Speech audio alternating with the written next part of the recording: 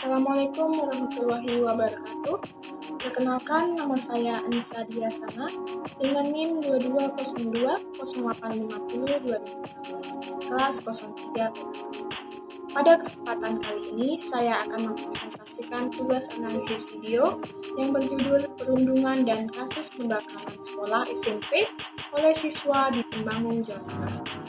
Video ini saya buat untuk memenuhi tugas mata kuliah perkembangan peserta didik dari Ibu dosen pengampu Dr. Haji Syamsida MPD beserta dosen mitranya yaitu Ibu Iska Wati Hamzar SPD MPD.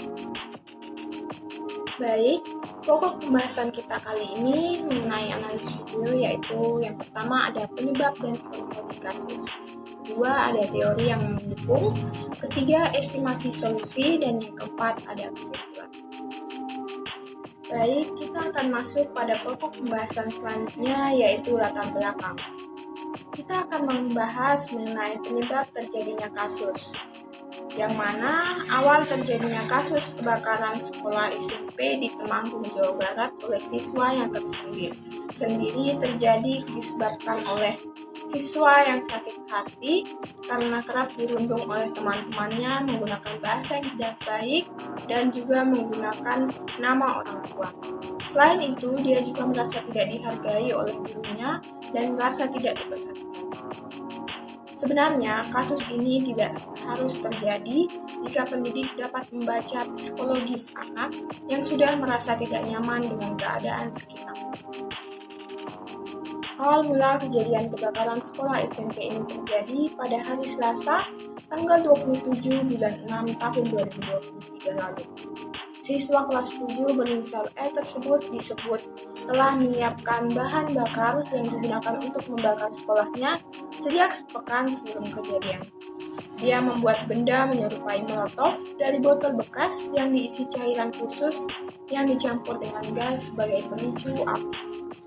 R diketahui meletakkan botol itu di halaman sekolah. Kapolres Temanggung, Agus Puryadi menyebutkan alasan R membakar sekolahnya karena merasakan sakit hati lantaran sering dikeroyok oleh teman-temannya dan diejek menggunakan nama orang tuanya.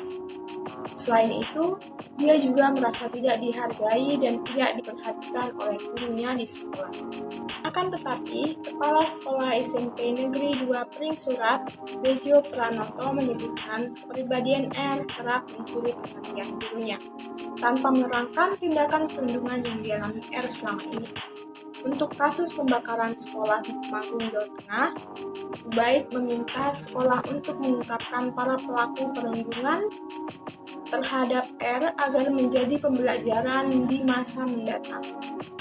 Baik, kita akan masuk pada pokok pembahasan selanjutnya yaitu teori penyusun, yang mana ada dua teori. Yang pertama teori perkembangan sosial, yang yaitu adalah konsep psikologis yang menjelaskan bagaimana individu mempelajari perilaku dan keterampilan sosial melalui pengamatan dan peniruan orang lain.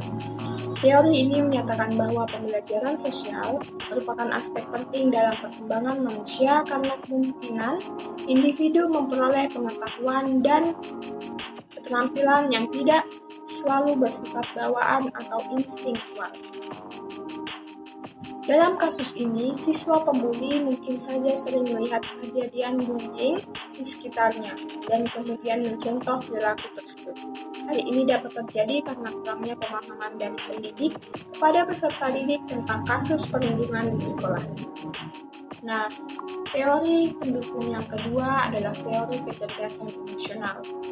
Menurut Gardner, kemampuan emosional disebut sebagai kecerdasan interpersonal, ditandai dengan kemampuan memahami perasaan sendiri dan kemampuan membedakan emosi, serta pengetahuan tentang kekuatan dan kelemahan di dalam diri kita sendiri. Pembahasan selanjutnya adalah estimasi solusi. Hal yang perlu dilakukan dalam mencegah adanya bullying atau perundungan dapat kita lakukan dengan satu, perlunya sosialisasi dan komunikasi di lingkungan sekolah. Perlunya sosialisasi dan komunikasi di lingkungan pendidikan harus dilakukan secara sadar bahwa tindak kekerasan adalah suatu hal yang sangat serius yang harus ditangani dengan mengedepankan perspektif anak sebagai korban.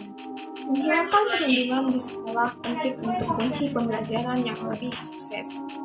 Bagaimana mau berhasil pembelajarannya kalau sekolah sengaja dianggap menakutkan bagi para peserta didik?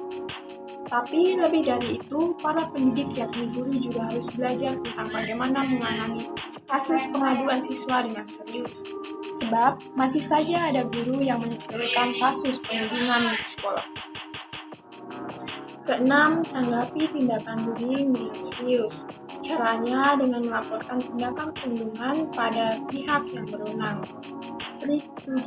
Yaitu berikan bantuan dan perlindungan yang memadai kepada korban bullying atau korban perundungan. Baik, kita akan masuk pada pembahasan terakhir yaitu kesimpulan, yang mana perundungan adalah segala tindakan yang merugikan peserta didik yang dilakukan oleh satu kelompok atau satu orang di luar dan tidak berhubungan dengan proses pendidikan, penelitian, ataupun pelayanan. Bullying adalah satu tindakan agresif yang dilakukan secara berulang, yang dilakukan oleh satu kelompok maupun individu tertentu. Bullying biasanya ditunjukkan untuk individu yang dinilai lebih lemah atau berbeda di antara kebanyakan individu lainnya. Bullying dapat berupa verbal maupun non-verbal. Perlunya sosialisasi dan komunikasi di lingkungan pendidikan bahwa harus sadar karena tindak kekerasan adalah suatu hal yang sangat serius dan harus ditangani dengan mengedepankan perspektif anak sebagai korbannya. Penanganannya juga harus tuntas agar tidak menjadi satu pelaku atau korban kembali karena dampak kekerasan secara psikis. Anak yang menjadi korban kekerasan dapat mengalami masalah kejiwaan seperti gangguan stres pasca trauma, depresi, cemas, dan psikotik kalau tidak ditangani dengan baik. Baik, itulah tadi penjelasan yang dapat saya sampaikan. Saya ucapkan terima kasih dan selamat menonton video ini. Wassalamualaikum warahmatullahi wabarakatuh.